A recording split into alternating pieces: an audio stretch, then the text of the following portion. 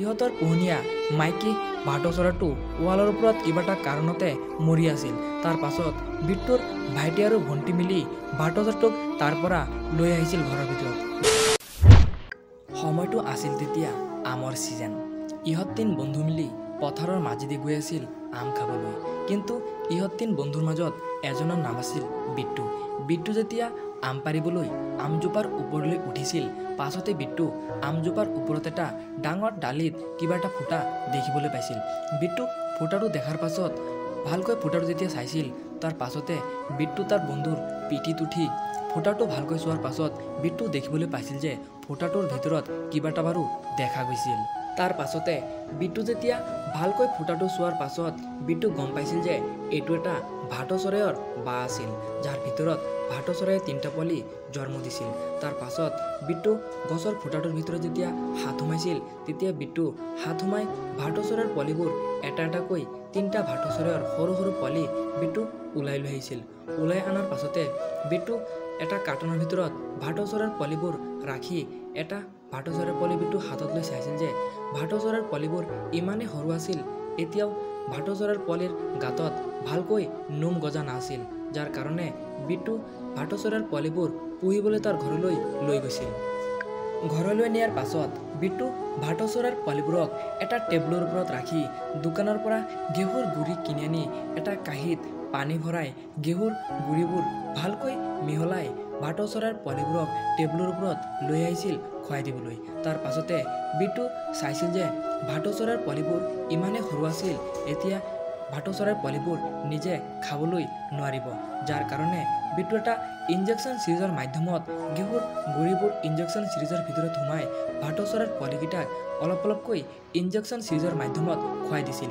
আৰু ভাটৌ চৰাইৰ পোৱালিকেইটাও ইনজেকশ্যন চিৰিজৰ পৰা অলপ অলপকৈ খাবলৈ ধৰিছিল ঘেঁহুৰ গুড়িবোৰ। এনেকৈ বিট্টু এটা এটাকৈ ভাটৌ চৰাইৰ পোৱালিকেইটাক খুৱাই দিছিল। বিট্টুৰ মৰম ভাল পোৱাৰ কাৰণে ভাটৌ চৰাইৰ পোৱালিকেইটা এতিয়া 15 পৰা 20 দিন যোৱাৰ পাছত বহুখিনি ডাঙৰ হৈ উঠিছিল। কিন্তু দুখ লগা কথাটো হ'ল যে 3টা ভাটৌ চৰাইৰ পোৱালিৰ মাজত সৰু ভাটৌ চৰাইৰ পোৱালিটো কিবা এটা কাৰণতে মৰি গৈছিল, যাৰ কাৰণে বিট্টু জীয়াই থকা 2টা ভাটৌ চৰাইৰ পোৱালিবোৰক ভালকৈ যতন কৰিবলৈ আৰম্ভ কৰিছিল। তেতিয়াৰ পৰা বিট্টু ভাটৌ চৰাইৰ পোৱালি দুটাৰ লগত সকলো সময়তে সময় কটাইছিল আৰু ভাটৌ চৰাইৰ পোৱালি দুটাও বিট্টুৰ লগত থাকিবলৈ পচন্দ কৰিছিল। আকৌ কেতিয়াবা বিট্টু যেতিয়া কামত গৈছিল, তেতিয়া বিট্টুৰ সৰু ভাইটি আৰু ভণ্টিৰ ওচৰত ভাটৌ চৰাইৰ পোৱালি দুটাক ৰাখি গৈছিল, যাতে টাইমে টাইমে ভাটৌ চৰাইৰ পোৱালি দুটাক বিট্টুৰ ভাইটি আৰু ভণ্টি মিলি খুৱাই দিব পাৰে। এনেকৈ বিট্টুৰ সৰু ভাইটি আৰু ভণ্টি মিলি ভাটৌ চৰাইৰ পোৱালি দুটাক খুৱাই দিছিল আৰু ভাটৌ চৰাইৰ পোৱালি দুটাও বিট্টুৰ সৰু ভাইটি আৰু ভণ্টিৰ লগত ধুনীয়াকৈ থাকিবলৈও পচন্দ কৰিছিল।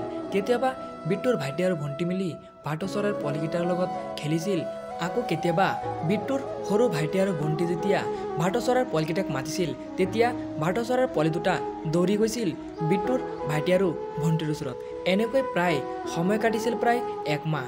1 মাহ যোৱাৰ পাছত ভাটৌ চৰাইৰ পোৱালিকেইটা এতিয়া বহুখিনি ডাঙৰ হৈ উঠিছিল, যাৰ কাৰণত ভাটৌ চৰাইৰ পোৱালি দুটা নিজে খাবলৈ শিকি গৈছিল।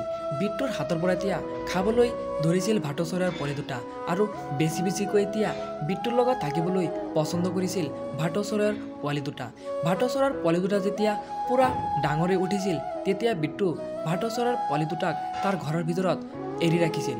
কেতিয়াও বিট্টু ভাটৌ চৰাই দুটাক পিঞ্জিৰাৰ ভিতৰত বন্দী কৰি ৰখা নাছিল, যাৰ কাৰণে ভাটৌ চৰাই দুটা বিট্টুৰ ওপৰত বিশ্বাস আৰু মৰম ভাল পোৱাৰ কাৰণে বিট্টুক এৰি কেতিয়াও যোৱা নাছিল ভাটৌ চৰাই দুটা।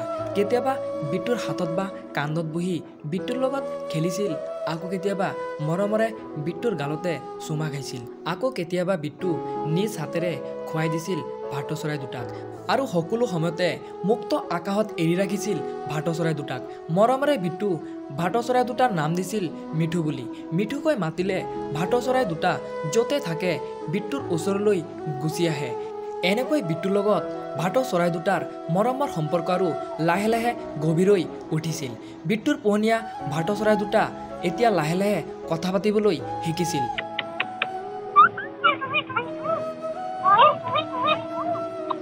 বিট্টুৰ পোহনীয়া ভাটৌ চৰাই দুটা যেতিয়া লাহে লাহে কথা পাতিবলৈ শিকিছিল, এই দৃশ্য দেখাৰ লগে লগে বিট্টুৰ মনত বহুত আনন্দ লাগিছিল। বিট্টু বজাৰৰ পৰা লোহাৰ নেট কিনি আনি ঘৰৰ ভিতৰত ডাঙৰকৈ এটা পিঞ্জিৰা সাজি দিছিল। ইয়াৰ ভিতৰতে বিট্টু ৰাতি হ'লে তাৰে পোহনীয়া দুটা ভাটৌ চৰাইক বন্দী কৰি ৰাখিছিল। তাৰে কেইদিনমান যোৱাৰ পাছত বিট্টু বজাৰৰ পৰা এটা কাঠৰ বাক্স কিনি আনি ভাটৌ চৰাইৰ ঘৰটোৰ ভিতৰত বাক্সটো লগাই দিছিল, যাতে ৰাতি হ'লে তাৰে পোহনীয়া ভাটৌ চৰাই দুটা কাঠৰ বাক্সটোৰ ভিতৰত থাকিব পাৰে। লগাই দিয়াৰ পাছতে বিট্টু চাইছিল যে কাঠৰ বাক্সটোৰ ভিতৰত তাৰে পোহনীয়া দুটা ভাটৌ চৰাই থাকিবলৈ আৰম্ভ কৰিছিল। এনেকৈ একমাহ যোৱাৰ পাছত বিট্টু এদিন হঠাৎকৈ যেতিয়া কাঠৰ বাক্সটোৰ ভিতৰত আহি চাইছিল, তেতিয়াই বিট্টু আচৰিত হৈ পৰিছিল যে তাৰে পোহনীয়া ভাটৌ চৰাই দুটাৰ মাজত মাইকী ভাটৌ চৰাইটো কণী পাৰি কণীৰ ওপৰতে বহি আছিল। বিট্টু কণীবোৰক চোৱাৰ পাছত বিশ্বাস কৰা নাছিল, যাৰ কাৰণত বিট্টু কণীবোৰক হাতত লৈ ভালকৈ চাইছিল।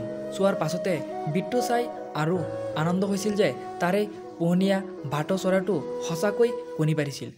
কিন্তু দুখ লগা কথাটো হ'ল যে বিট্টু এদিন হঠাৎকৈ যেতিয়া কামত গৈছিল, তেতিয়াই বিট্টুৰ সৰু ভাইটি আৰু ভণ্টি হঠাৎকৈ ৱালৰ ওপৰত দেখিবলৈ পাইছিল যে ইহঁতৰ পোহনীয়া মাইকী ভাটৌ চৰাইটো ৱালৰ ওপৰত কিবা এটা কাৰণতে মৰি আছিল। তাৰ পাছত বিট্টুৰ ভাইটি আৰু ভণ্টি মিলি ভাটৌ চৰাইটোক তাৰ পৰা লৈ আহিছিল ঘৰৰ ভিতৰত। লৈ আহি দেখাৰ পাছতে বিট্টুৰ ভাইটি আৰু ভণ্টি চাইছিল যে ভাটৌ চৰাইটো সঁচাকৈ মৰি গৈছিল। তো বন্ধুসকল, ভিডিঅ'টো চাই আপোনালোকৰ কেনেকুৱা লাগিল আপোনালোকে কমেণ্ট কৰি জনাব। আৰু এনেকুৱা ধৰণৰ চৰাই চিৰিকটিৰ ভিডিঅ' বা সাধু বা কাহিনী শুনিব হ'লে আমাৰ এই নিউজ চেনেলটো ছাবস্ক্ৰাইব কৰি দিব, যাতে এনেকুৱা ধৰণৰ চৰাই চিৰিকটিৰ ভিডিঅ' আপোনালোকৰ ওচৰত অতি সোনকালে